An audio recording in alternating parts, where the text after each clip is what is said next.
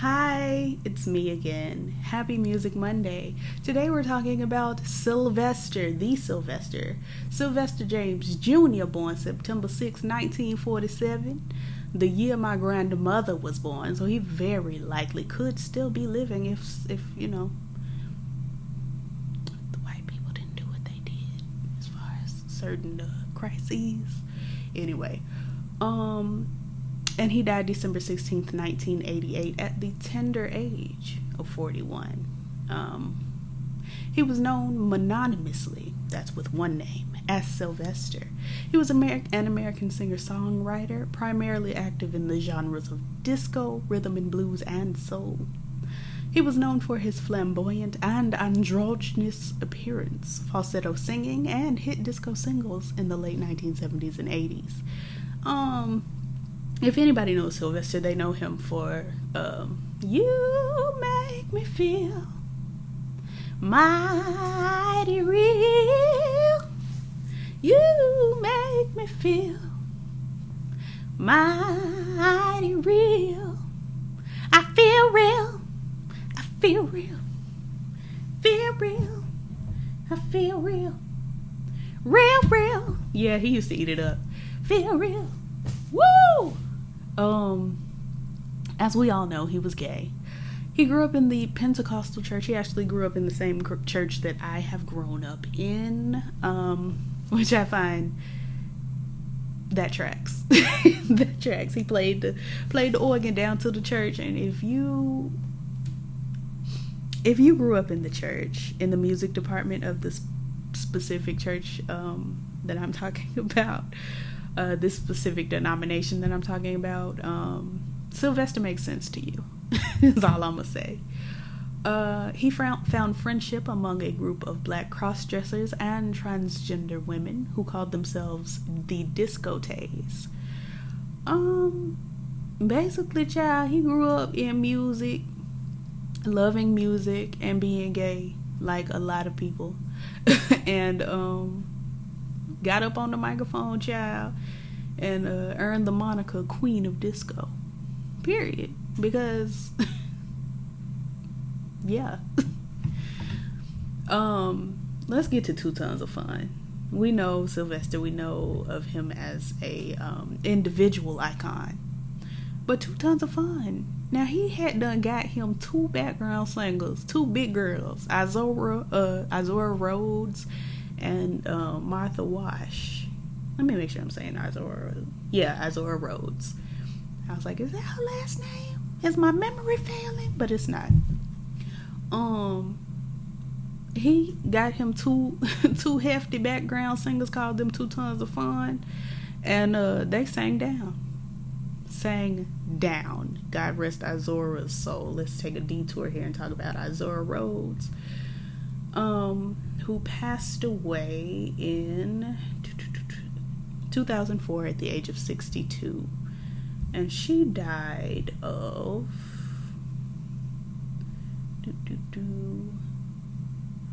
oh no, her final recording was the single Big Brown Girl with the Weather Girls, because 2 Tons of Fun turned into the Weather Girls, but I had not gotten there yet. And it was released the year she died in 2004. Let me see, she had a heart condition, and her condition deteriorated, and she passed away of heart failure at the age of 62 in 2004 in San Leandro, like my uncle, close enough.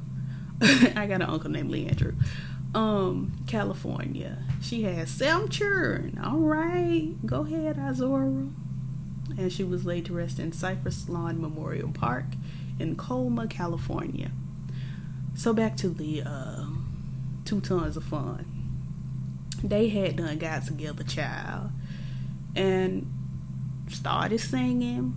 My favorite song with the girls is Come Along With Me in the Disco Heat, dancing to the night, the morning light. I gotta make sure I got those right, those lyrics right. Shines for me. Some music makes me dance, dance. I be down, honey. I be in the car just jamming. I gotta find those lyrics and make sure they're right. I'm not gonna do it right now. But yeah, Dance Disco Heat, that's a bop. Let me see. So in 1982, the duo released their single "It's Raining Men." You may know of it. That's after they had turned into the Weather Girls.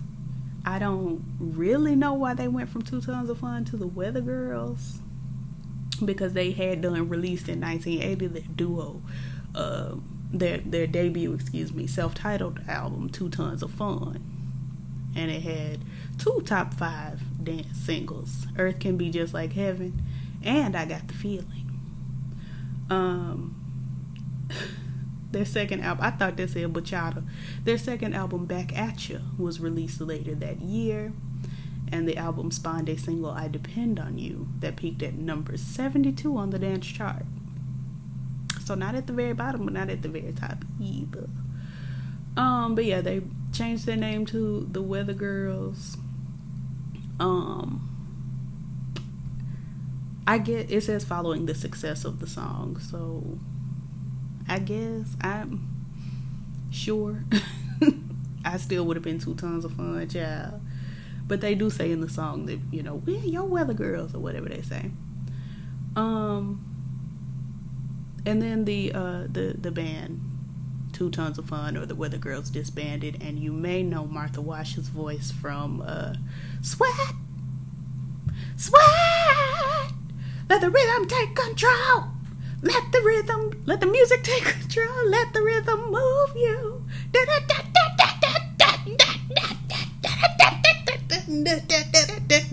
Everybody dance now. From the iconic, you know what we hear. You know what I'm talking about.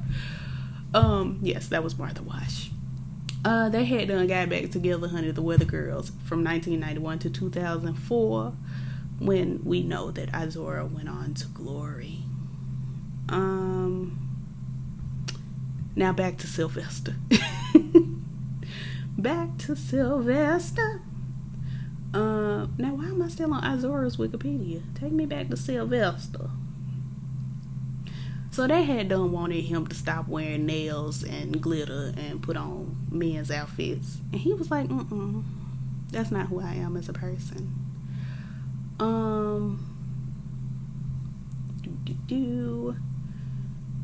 He sang and he sang, child, and kept singing some more, girl. One of my other favorite songs, Do You Want a Funk, is a bop. I think that's the one where he starts with Got a Match. Oh, this club is fabulous. I'm like, yes, Sylvester, it is fabulous. I don't be in the club, I be in my house, but the club is fabulous. And you hear Martha Wash in the background. Girl, yes, it's sick. Like, I love it. Let's see here, child. Let's get on to the final years. So, Sylvester's boyfriend, Rick Cranmer, who I think was a white man, which I don't know, you know, popular gay black men. Yeah, he was a white man. Popular gay black men just almost always have a white partner, and I want to know why. But anyway, Rick Cranmer became aware that he had become infected with HIV.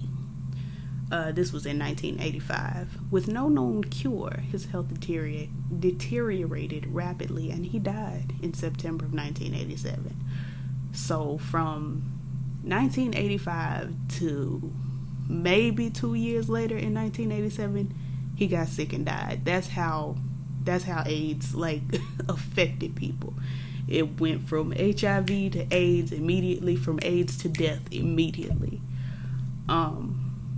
Yeah, so become aware of how it took the people down. Like, famous people like Rock Hudson and Freddie Mercury, they had a little more time because they were able to buy the god-awful high medications. And I think they both, when they passed away, donated their medication to I don't want to say just men, because just men weren't the only people with it, but they donated it to people who had HIV and AIDS so that they could have a little medicine, Lord. So of course, Sylvester ended up with AIDS. He was hospitalized in May 1988 with pneumonia.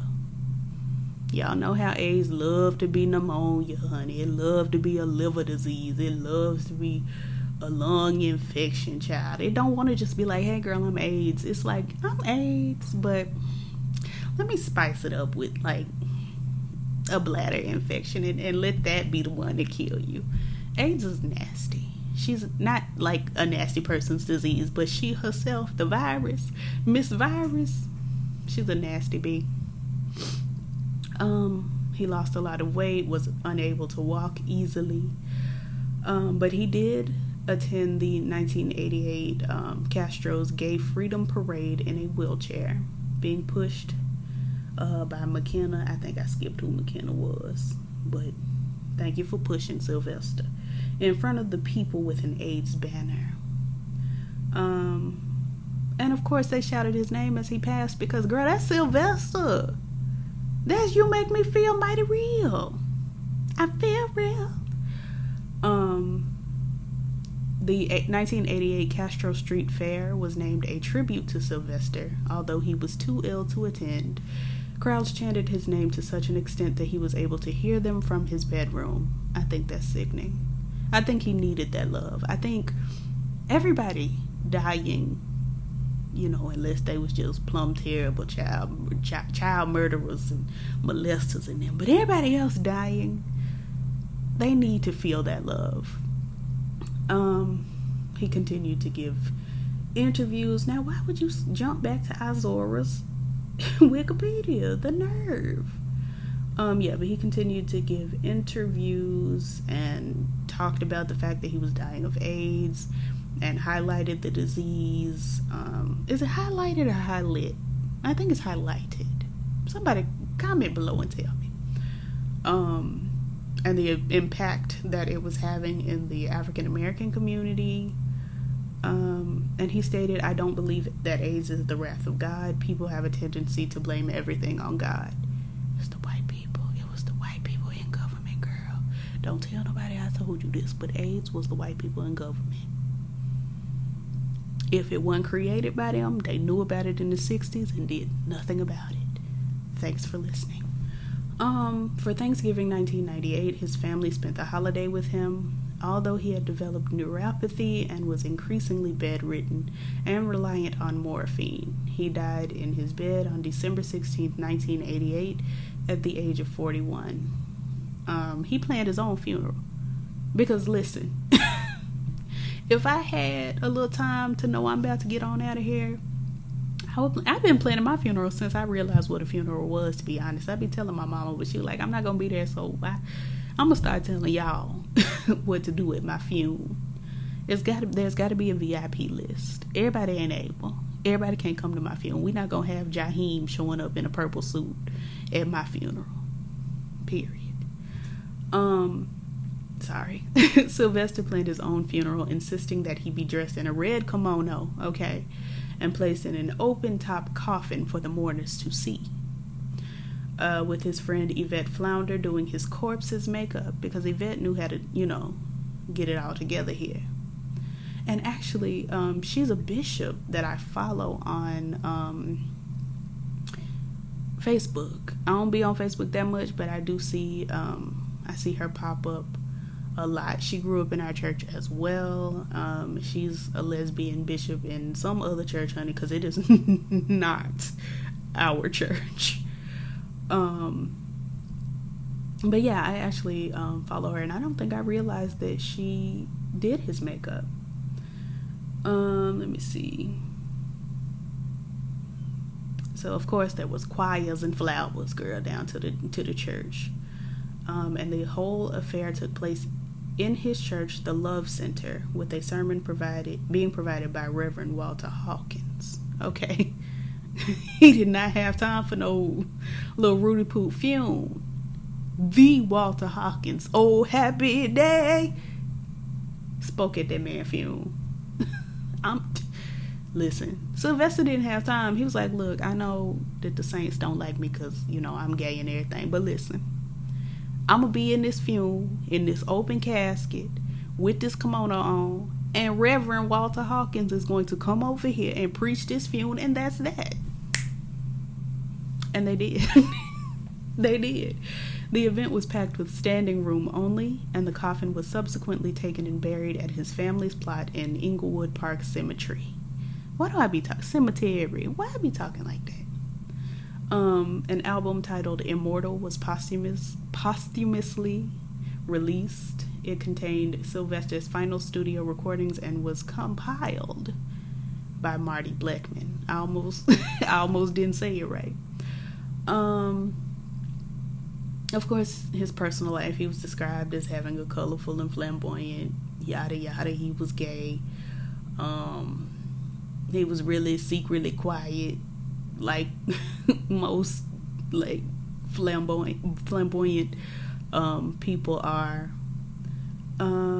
He had cosmetic surgery to remove a bump on his nose and inject silicone into his cheeks because he wasn't finna be out here gaunt, honey.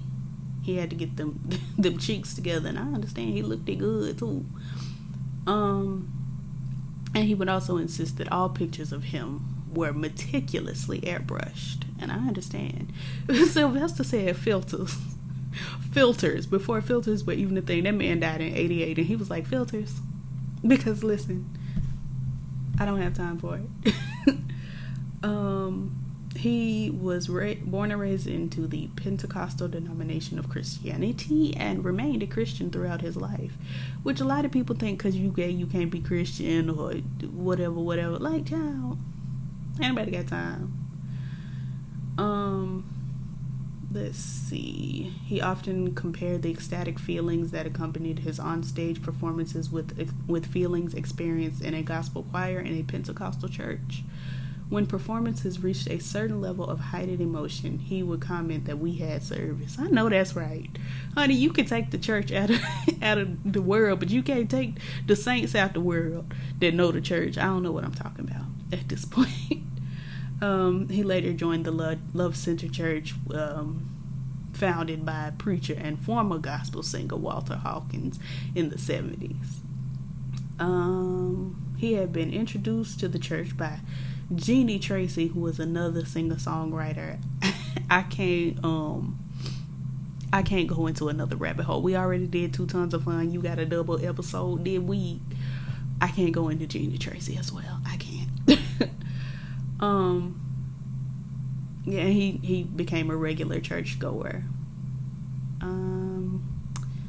His legacy, y'all know his legacy, child. You hear Mighty Real on Target commercials and Goodwill commercials, all sorts of commercials, child.